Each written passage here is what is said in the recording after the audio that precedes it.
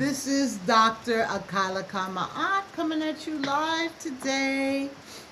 Yeah, I got a special little thing I want to talk about today, radical reality, how to survive the collapse of old systems since we're all holding on so tightly in this new reality in which we are, many of us, embedded, enmeshed, taken up, entangled. So I hope, look, love and lights, welcome all. If anybody's coming on to check out, I'm going to see if I'm actually showing up on the YouTube place. If I'm on there, showing up well, yes, I'm on. And whoever's watching, thank you for coming. All are welcome. Okay? Yeah, if you've been looking at my channel, you know I have talked about the illusion of society and our conditioning and things like that. You know, us holding on so tightly at a time when things are just falling apart through many people's eyes, and it's just so real, and it just seems so hard and so dissonant to exist right now in this social fabric because it's so anti what it used to be. Granted, it was never, ever, ever on point. And I could go through that for all day and night as a black woman. And many other people, I'm sure, can talk about this, black or not, or brown or not. But it's just getting real. And so as I was looking at some of the things that I've talked about and sitting in the things that I know from being in academia and then my transformational resonance work, I just think it's important to really sort of hone in on how we can do this thing that we are engaged in, this reality. And yes, I may be spiritual, but I'm still sitting here in this illusion of a reality. Look, for some folks, it's not. And I get that. It's real. It's the real. You know, like that, what do you call it? That online store, the real. It's an imitation of America. That's not even an imitation. It's just something else. But it's definitely getting real. So hence the reason why I'm calling this radical reality, because we need to wake up and see what the hell we're holding in this survival mode, in this nervous system flight or fight modality in which we are now placed within. Well, look, I'm not going to say no fault of our own, because our nervous systems are all connected. That's a whole nother discussion. But our society, the society mirrors the individuals who live in it.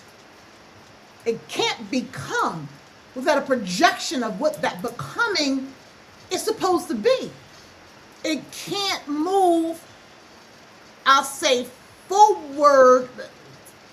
It can't creep forward without some sort of projection of a certain part of folks who are sending energy in that way that is taking up. Everything we see around us is a representation of who we are. So before I even get into the discussion today, who are we? Who are you? Who am I? That this has evolved in this way. And we must be clear about the responsibility. It's all of our responsibility. It's all of ours. And in one of my uploads, I talked about why are some having to hold so much and some hold so little, or some are in survival like isolation modality, when collectives of people are just disappearing and not being able to eat, not get health care. This society in which we live is a reflection of the individuals who make it up. It is a government by and of the people. Currently, or I don't think it was ever for the people. Of and by the people. It's our construction that now exists. And because it's something, whether you want to believe it or not, that we put into place or sustained the place that it was in, or trying to sustain it, we need to take responsibility for this. Take responsibility for what we see happening around us, because we were key in what is happening now. And listen, just like silence, when somebody talks, you know what they mean. When they're silent, if you're smart, silence speaks volumes. And so we're silenced right now. Yes, there's tons of protests. Clear, fine, good. But it's also part of something I talked about. Everybody's exhausted. So how do we do this? How do we think about reimagining anything when we ourselves are exhausted and don't know what to do, or can't act, or drained, too stressed, too scared, right? And so today I just want to, I have a look, I write this stuff down.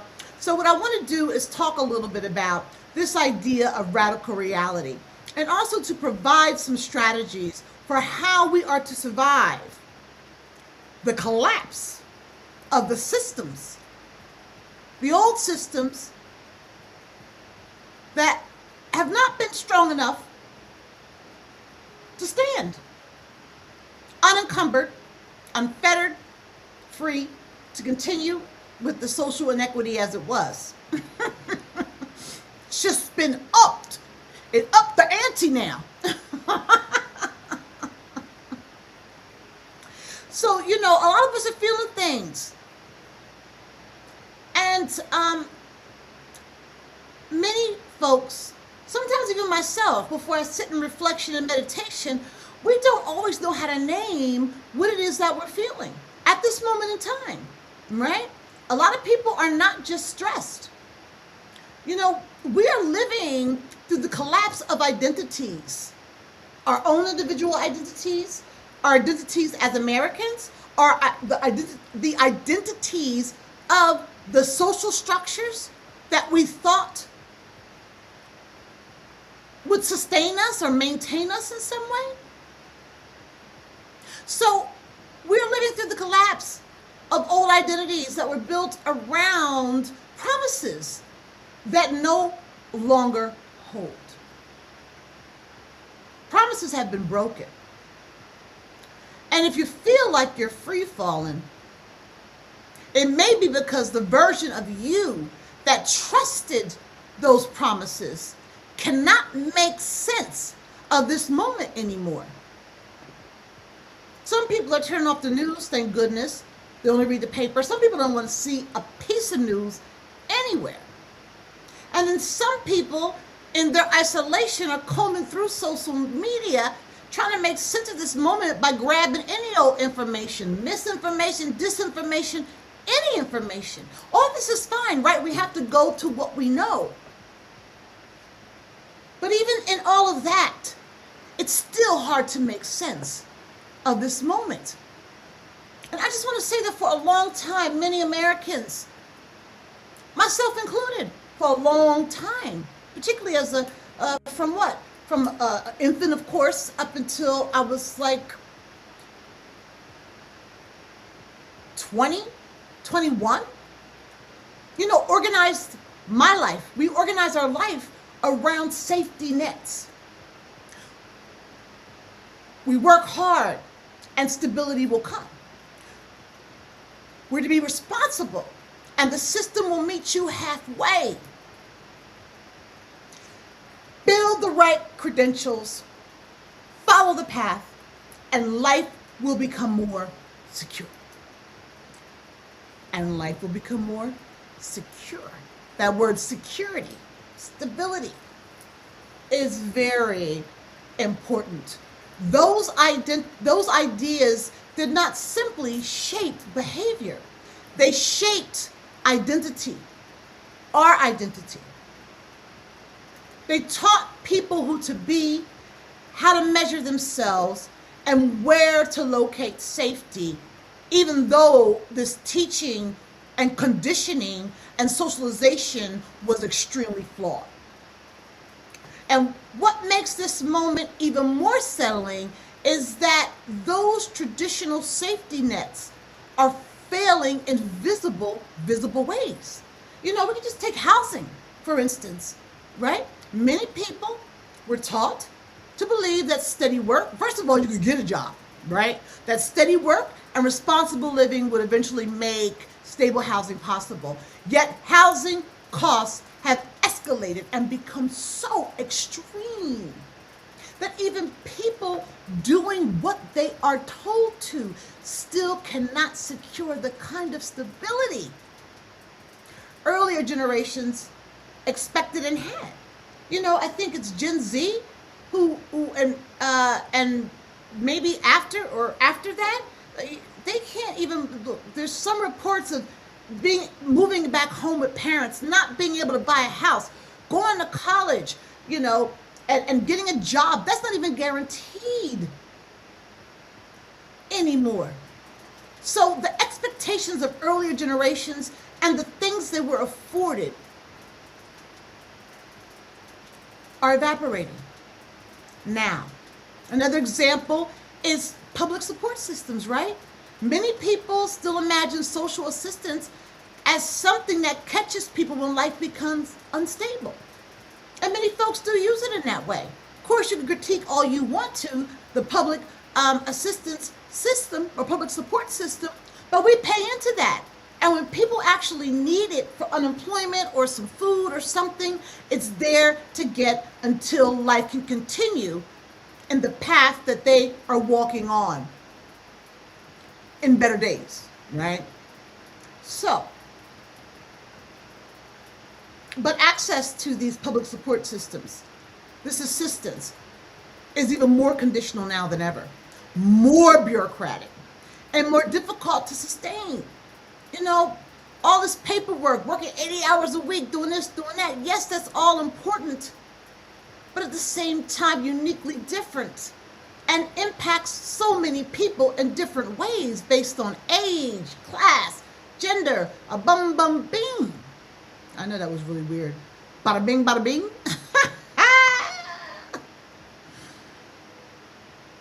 And these things, not being able to get a house, not feeling that you have the public support system to back you up, especially now when firings and willy-nilly this and willy-nilly that are happening. And these things change how people experience not only hardship, but also selfhood.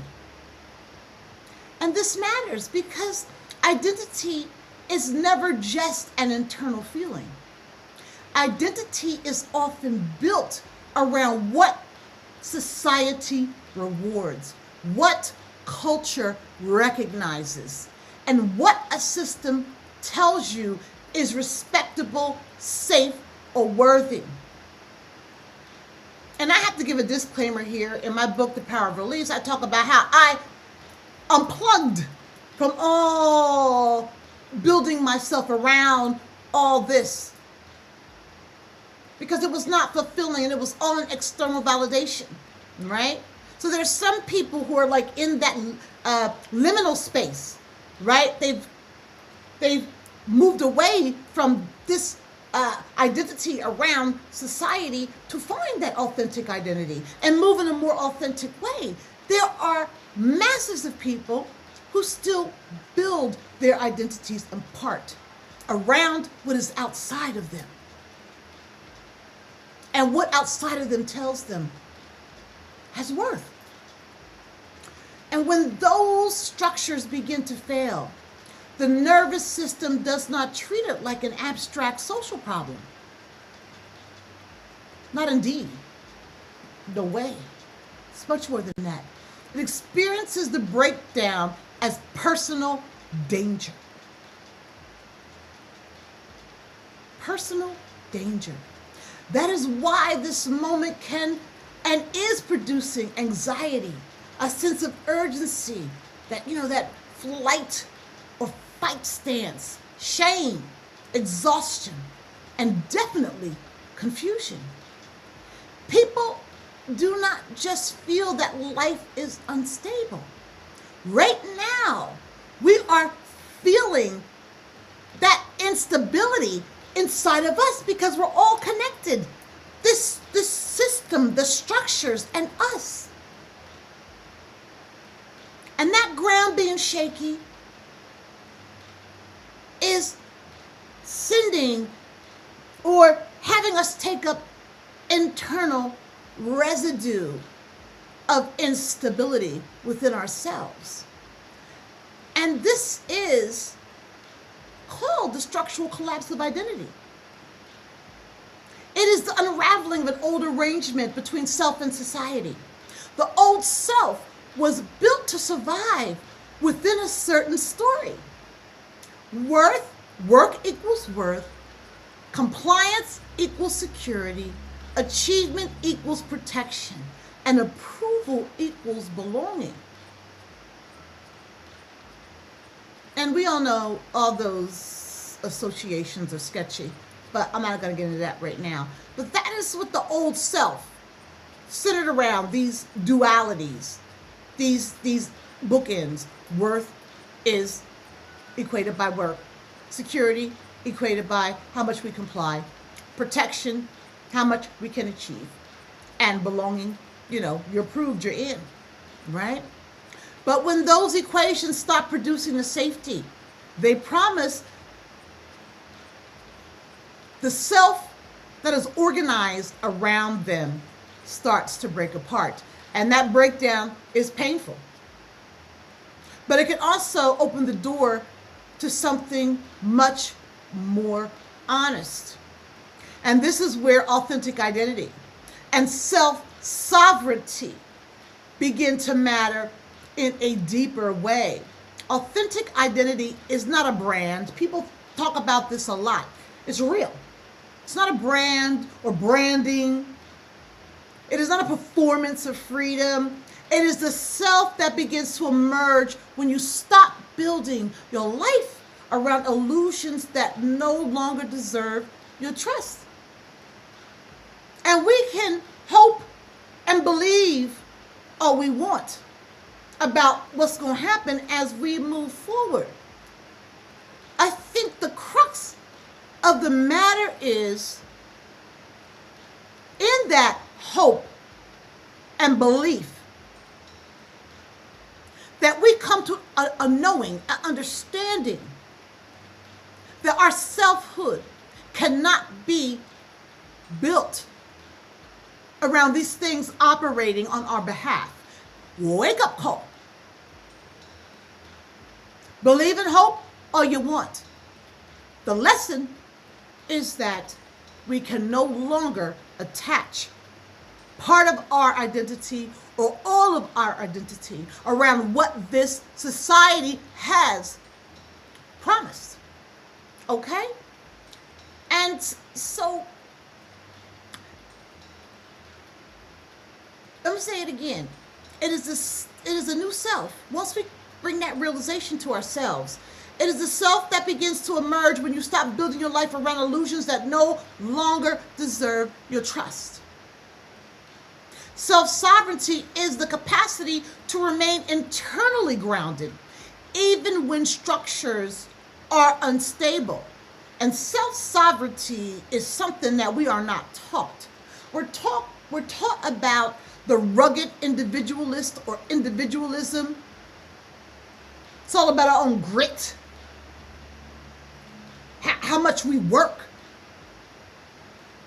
Be damned the normal or any kind of homework balance. it's all on us, right? Self-sovereignty is not that.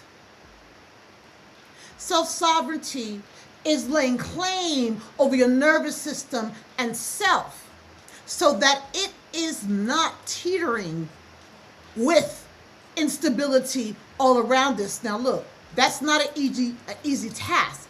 Self-sovereignty. It all takes work. But when our nervous systems are not attached, and our identities are not attached to these systems, in belief, in ideology, or however you want to call it, when something happens to them, we are not destroyed. Okay? Granted, we might have some financial problems, blah, blah, blah, blah, blah, but there is a place of peace and groundedness that comes with self-sovereignty. Self-sovereignty is anti-individualism, individualism, or the rugged individualist. It's something quite different. And so, self-sovereignty doesn't mean pretending you don't need support, right? That individualistic ideology that is ingrained within American culture. It means refusing to let collapsing systems define your worth, your reality, and your next steps. Sorry about that. I put this stuff on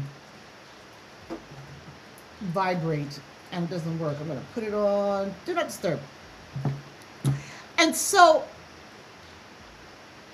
I know it's a lot to say, refusing to let collapsing systems define your worth, reality, and your next steps. In theory, it's easy to get out of my mouth. In practice, it is quite difficult to do that, especially when there has been this attachment of self and what is possible to these structures. So all this stuff I have worked through and worked my clients through, I'm just going to share more on this idea about refusing to let collapsing systems define your reality. And to do that, you must anchor your nervous system in radical reality. What is that? Let me tell you. Radical reality is the disciplined choice to face what is true without using fantasy, performance, or denial to regulate yourself. So we're not in a fantasy, oh, things are going to go back to normal, this is only a moment in time, it's going to be all right. Performance, just keep going throughout your day like you know, I'm just going to be the best I can be. Well, we all should be the best we could be all the time. But the performance is, you know, sort of doing a dance aligned with the system in some way. Okay, I know that sounds even more abstract. Claiming, taking up points of views that may not necessarily be your own, right? Performance. So in essence, without using fakeness. Also, not using denial to regulate yourself. And that's the last sort of the other, what I said in looking at a performance example, is this idea of, oh, it'll all get better. Oh, it's just for a moment in time. Just to get some people out of here. Oh, you know, we gotta, you know, I ran. And in the meantime, tons of people are being displaced, killed, including our own service members. Denial. Oh, we just had to do it. Radical realism means seeing your life clearly for what it is right now, okay? It means recognizing when a role has expired. It is understanding when you have been chasing a social illusion because the illusion felt safer than the truth. What was beneath this American society? what's beneath it? What's carrying it? Right? We're a democracy. Really. Really. For some people, maybe, but not for all. And people can argue that point down, and I accept your arguments. But the illusion of America and the illusion of ourselves as American felt safer than the truth. That illusion of American exceptionalism. There's nothing exceptional about the birth of America and how it was built.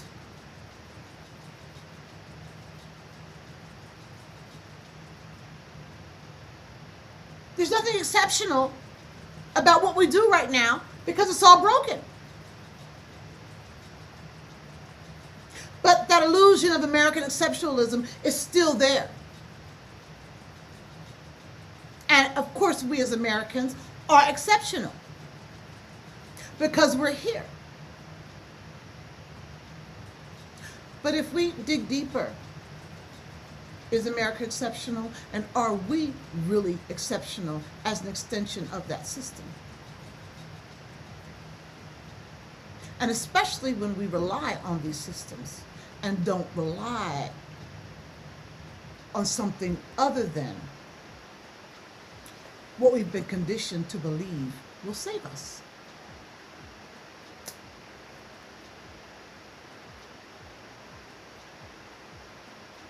So, listen, a social illusion is any belief, and I talked about this in another video. So, social illusion is any belief that keeps you attached to a false source of security. It may be the belief that if you prove yourself enough, you will finally be safe. It may be the belief if you remain pleasing and over-responsible, you can prevent loss. It may be the belief that returning to an old version of yourself will restore stability. And we can put this place America in there. It may be, let me go to this one. It may be the belief that returning to an old version of America will restore stability. Then we question, was it truly ever stable? These illusions are powerful because they often feel quite familiar. The nervous system can mistake familiarity for safety, even when that familiarity is slowly, and I'm going to say for this time, rapidly exhausting us, you, and me. So the question becomes this: how do you stop chasing illusions and begin anchoring yourself in radical reality? Especially when, who wants to do that? It's so harsh right now. I'd rather hold my survival identity, hold me and my stuff and my family. Leave that over there, right?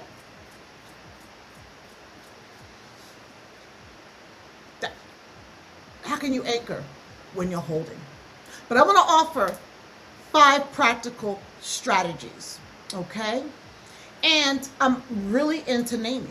That's part of my whole, program of release. So the first is to identify the illusion precisely. And for me, it's naming it, calling it out clearly. So many people stay dysregulated because their distress remains vague. They really don't have a sense. They can't name what that distress is. They know something feels wrong, but they have not named the false promise they were living inside. We must get specific. What belief did you build your identity around that is no longer holding? Maybe it is the belief that competence guarantees stability. Maybe it's the belief that loyalty to a system guarantees protection. Maybe it's the belief that constant effort will keep you from collapse. Or the belief that Surviving in isolation will keep you from collapse.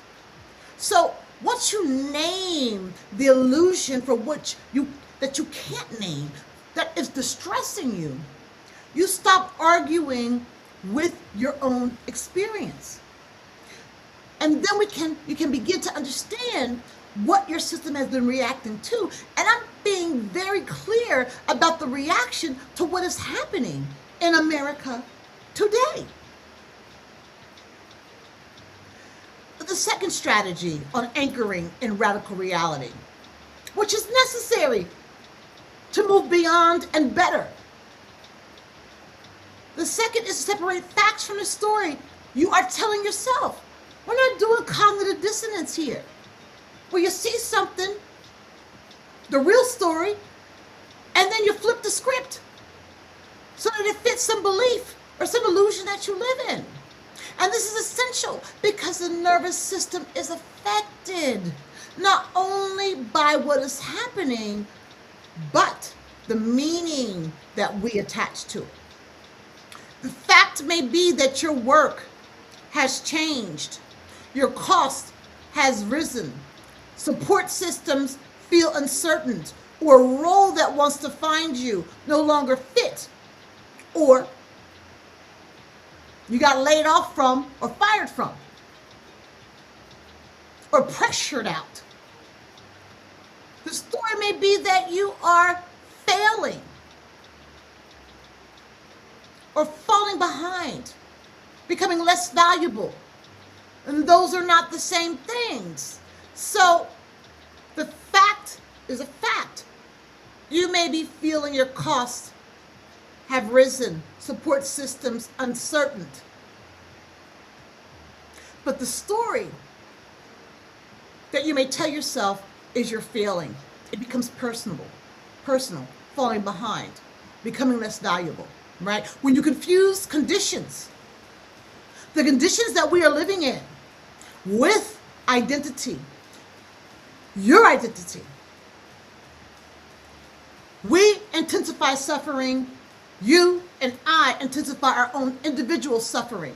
When we confuse what is happening out there as something that's saying something about who we are as a person.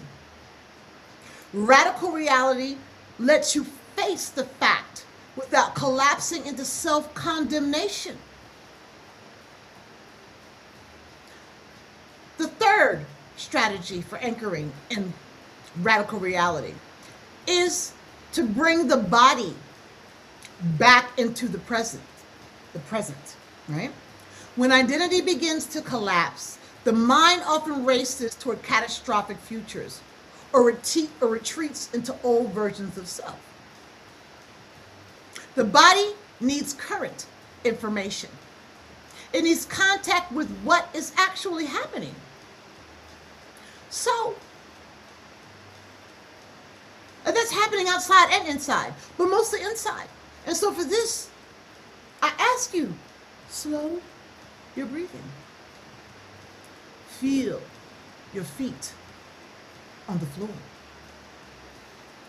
Let your eyes move around the room.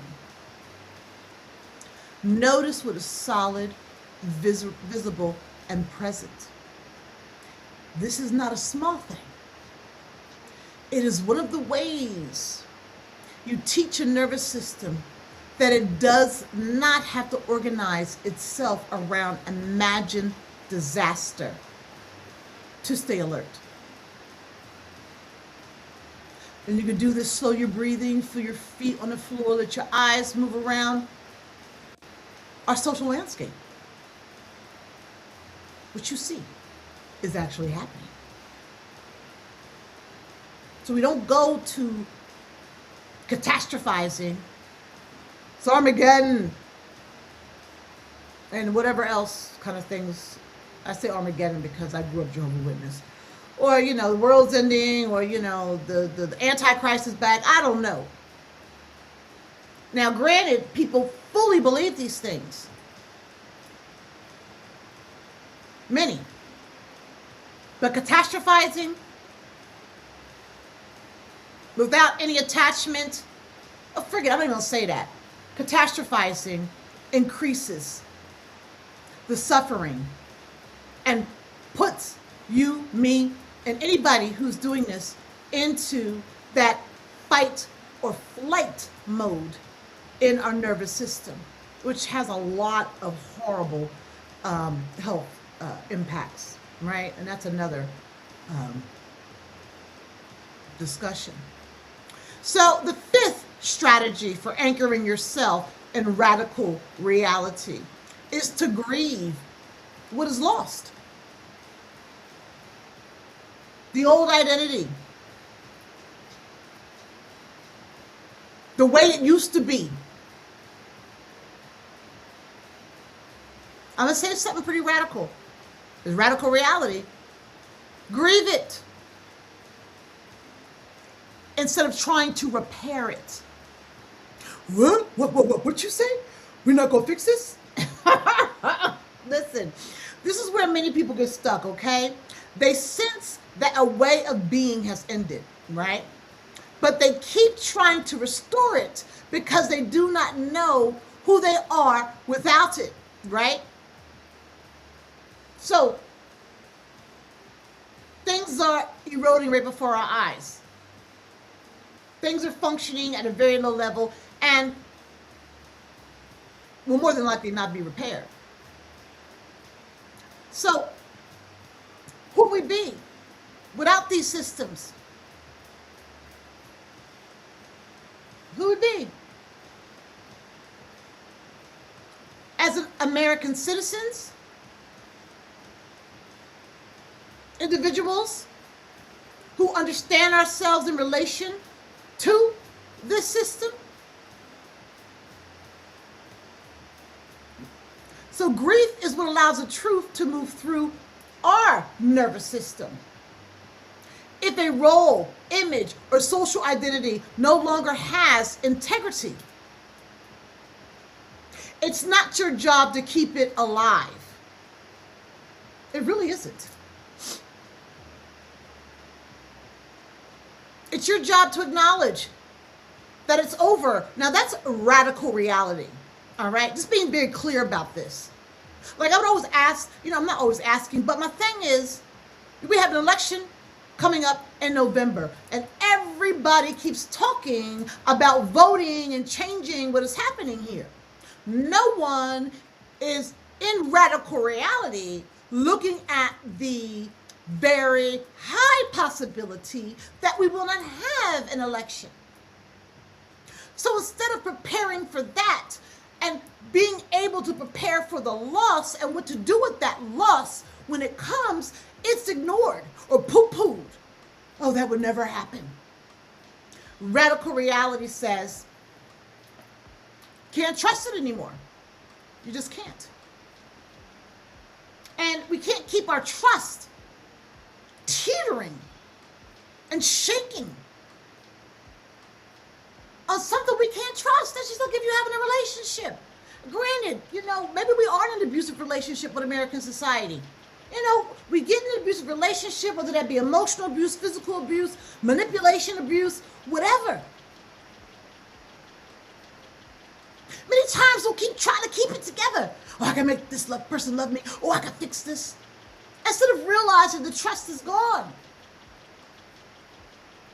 And can't move on because many times in those abusive relationships, like I just said, we won't know who we are without it. So even the abuse is part of our selfhood. Particularly for those who are really sensitive to that social violence. Whether it's physical, emotional, or manipulative, right?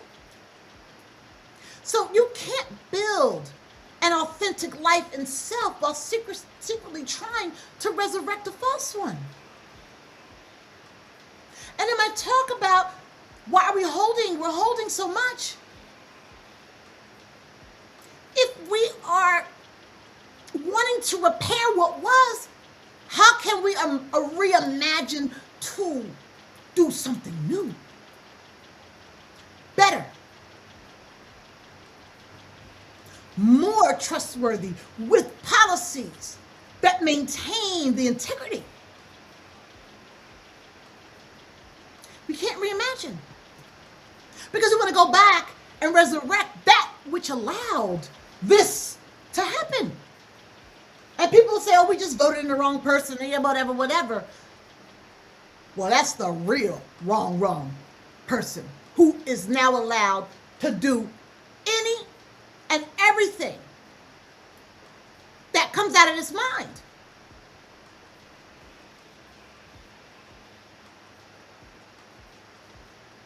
That individual representation of us, we allowed this to happen.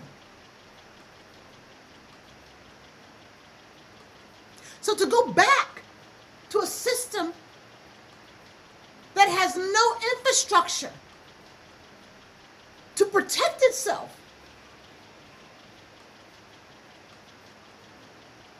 shakes the trust.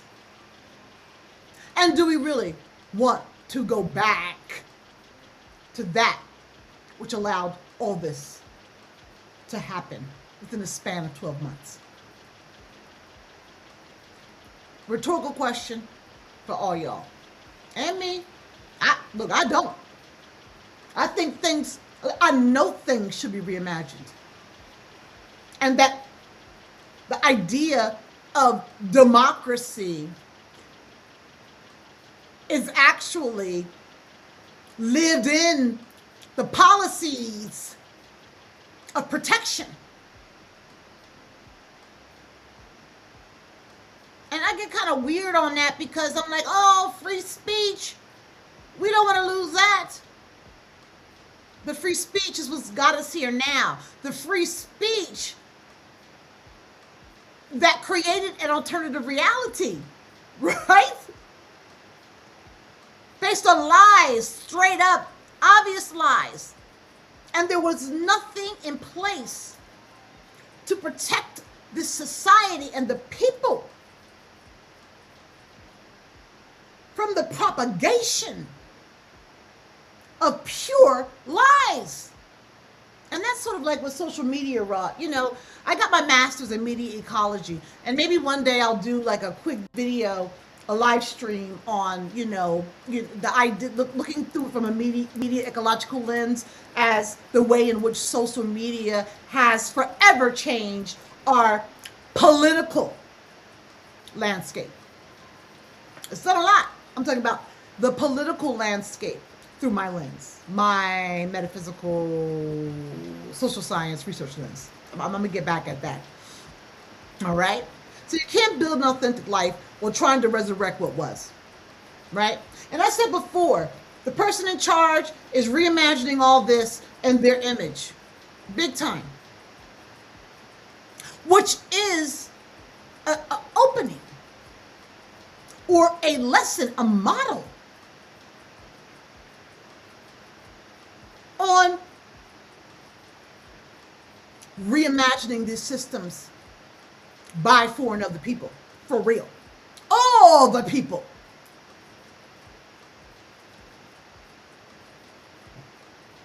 I'm just saying. I don't want to go back. I want to go new. So, the fifth strategy to anchor oneself in radical reality is to practice small acts of self-sovereignty every day. What you don't practice, you don't do, you don't have, you don't feel, right? So self-sovereignty is not built around dramatic statements or actions, so to speak. It is built through repeated acts of self-trust. Tell the truth in one area where you might put on a performance. Decline one demand that requires you to betray yourself. Make one decision based on your actual conditions rather than on who you think you are supposed to be. Keep one promise to yourself consistently. And outreach with small acts of kindness. There's nothing more self-sovereign than comfort and outreach and in helping others to loosen their survival identities for a moment, to release what they're holding for a moment, and to engage in true community, whether that be another individual, a few individuals, or with a whole group of people.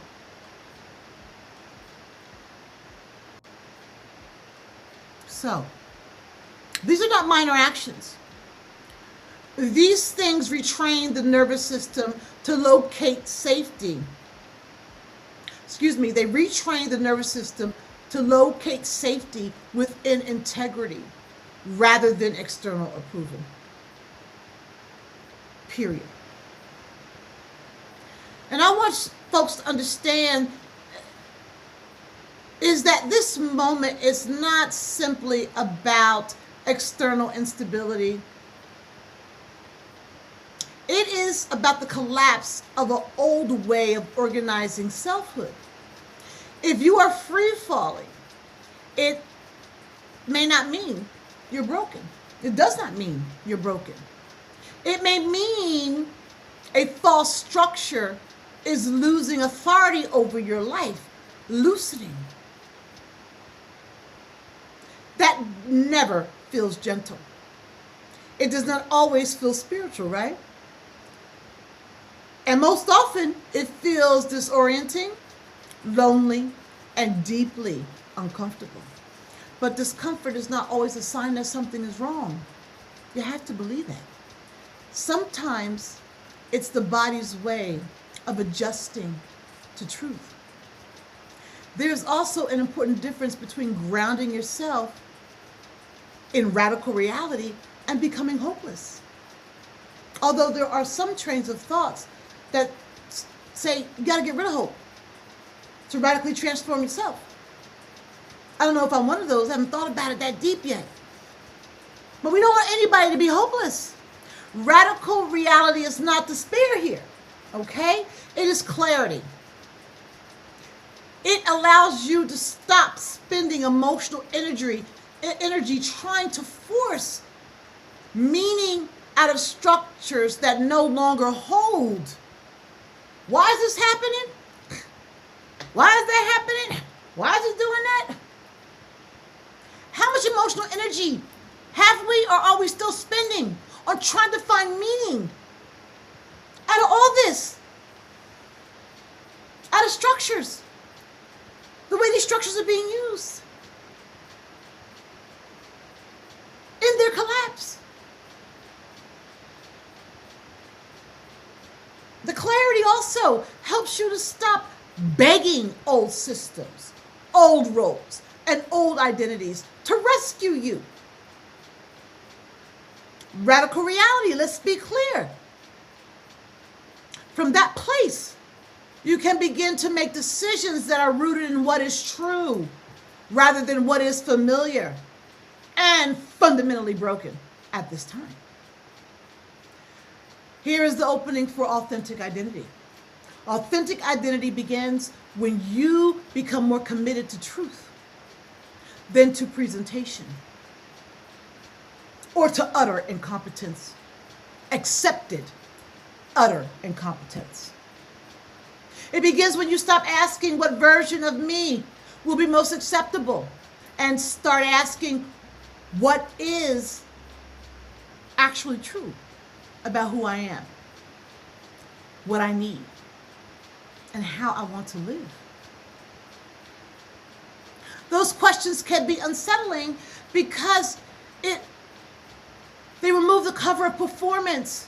And you know we can perform face on, face off, out, face on, face off. We know how to perform as Americans. And if you don't think you're performing in some place, I need you to sit down, slow your breath, put your feet on the ground, and think about that a little bit more deeply. Okay? So it also creates the conditions for genuine self-sovereignty, right? Because you begin to know self. You begin to know your needs from inside of you. And you begin to understand a life, not that's given to you, but one that you are the author of. So, if you have been feeling disoriented lately, and that's a lot of us, I just want to offer you yet another frame, right? Maybe your life is not simply falling apart. Maybe an outdated agreement between your identity and the world is ending.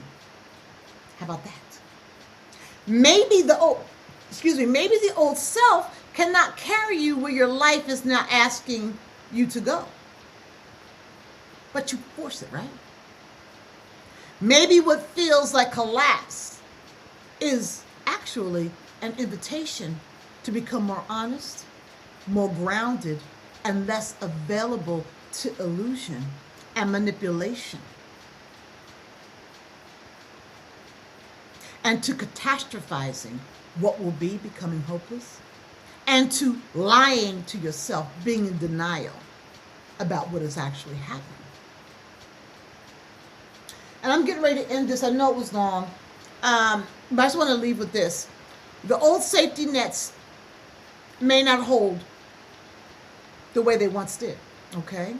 The old social scripts may not protect you, me, us, the way we were taught they would.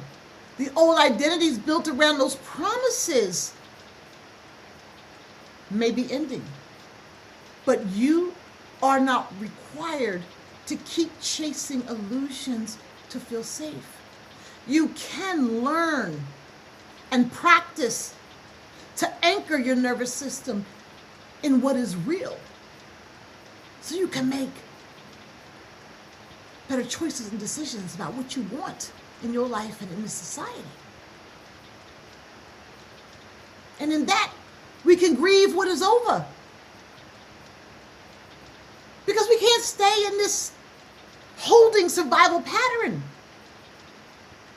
As I mentioned, it's distressing and emotionally exhausting.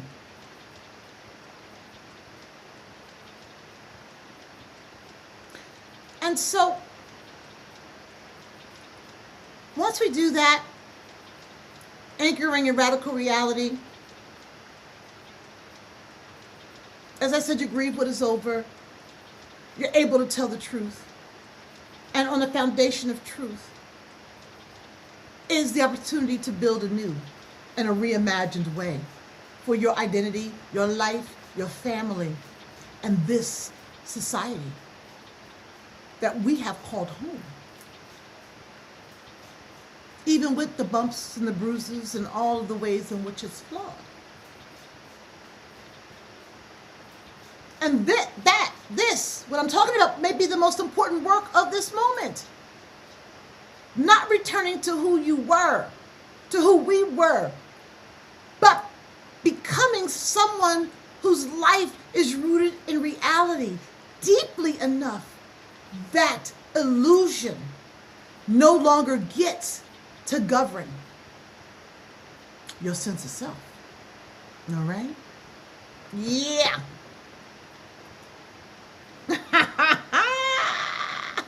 So I was thinking about this for a while. I left this on, right? If something resonated with you, please comment, like if you like. Always looking for subscribers to grow the channel and to just become more visible in the algorithm. But yeah, radical reality. And this sort of brings me to this understanding I have that I gained, in just research and reading, something called racial realism, right?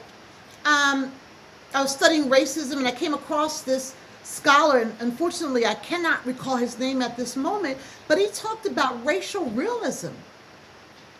The premise was America will always be racist. Nothing will ever be fair. there will never be justice for all. Live in that truth. And then focus on that self-sovereign growth, authoring your script the way it's emerging from you, right?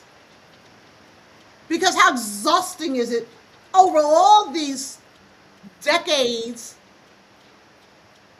that there's still a fight for racial justice. So, in fact, racial realism is in this idea of radical reality. Tell the truth.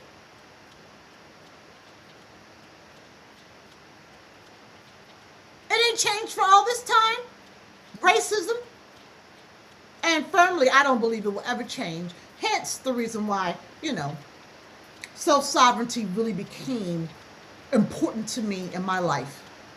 And removing myself from the trap of external validation, right? Wanting to write my own life in ways that affirmed and supported me, my family, and those in society who may feel some of these things that I do, right? And truth is a hot commodity these days. Because instead of really sitting in the truth, we were just asking a question. What's going on? What's happening? I don't understand. Everything's falling apart. We will continue to do this. Looking for some glimmer. Our expectations have been shattered. You know what? A friend of mine talked about school gives lessons for the test. Life gives tests for the lessons. Mic drop. Or not. Look, y'all, I talked a great deal right now. And if something does resonate, or you like the way I look or my background, comment, like, subscribe again, help a sister out in the algorithms, yeah. I'm so glad that, that download for this idea of radical reality came to me over the night. And, I'm really guided by my intuition, and which is informed by the collective consciousness, my spirit guides, ancestors, angels, just there are many sources of other information. And so I just was really focused on getting this message out today.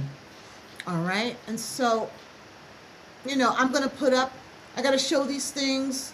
If you really want to read a short story around my release of systems, institutions, and my ego reliance on external validation and a rethinking of who I was, and then the transformation I went through. The ebook is now available on Amazon, $5.99.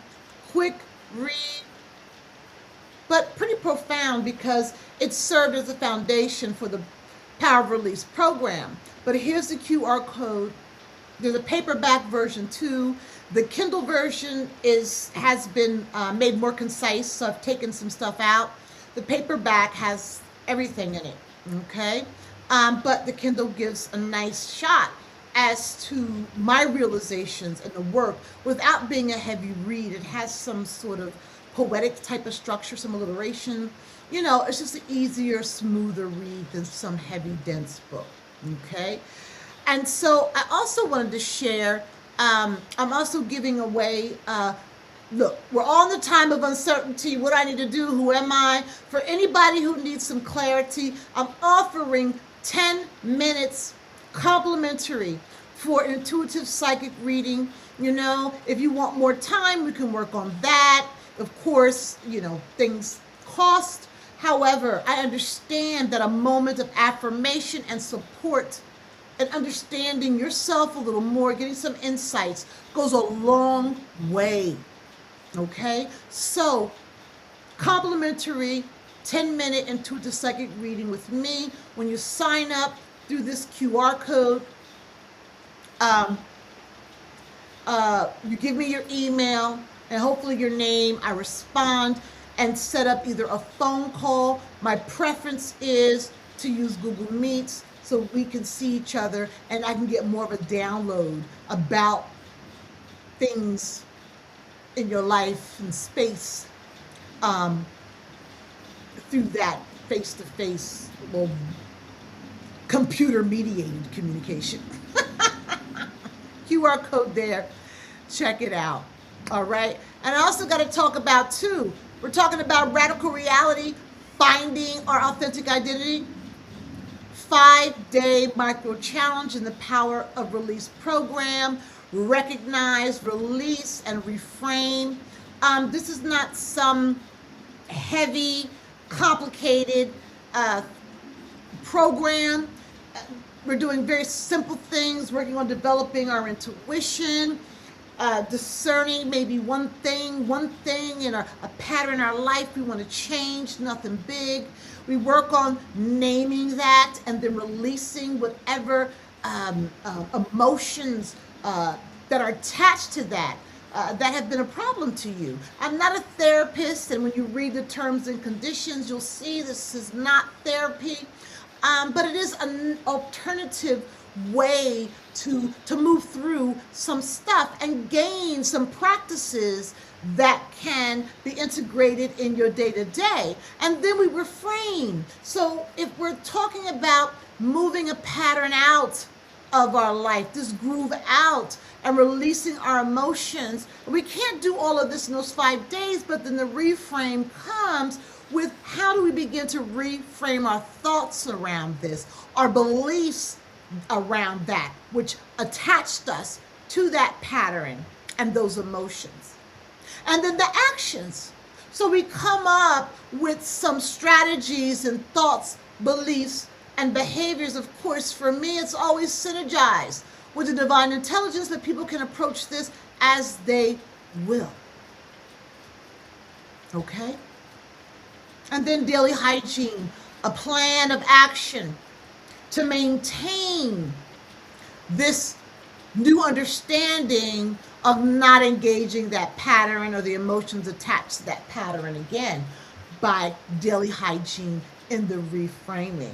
And throughout this, and this on school, we're doing it on school. I was talking about sending out emails. I was like, what the hell is wrong with me? I'm living in the prehistoric days. Let me get on one of these community programs or applications, and I did. So all of this will take place in school in a private, like a course area that's only for those that sign up for this particular 5-day challenge.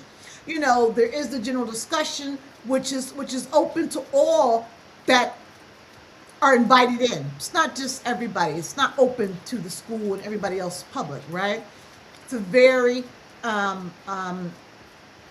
it's a protected space, right? And so this is when we think about that radical reality. And who am I? What do I need? What do I want to do, right? And meditations will come in this process, not some deep, hard, the 5-day challenge is beginner friendly, okay? So some meditations with a real focus on developing our inner voice and knowing and trusting it over the 5 days. So whatever you walk away with in that 5 days are practices and strategies that ideally will continue outside of this 5-day window. QR code there. I hope it's connected to the sign up, but it's in the link in bio in case there's some difficulty. All right.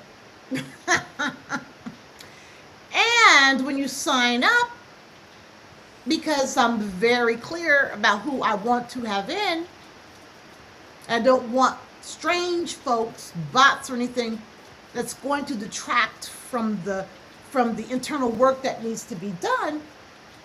I will send you an invitation link to then join the Feel the Power of Release community and have access to the course.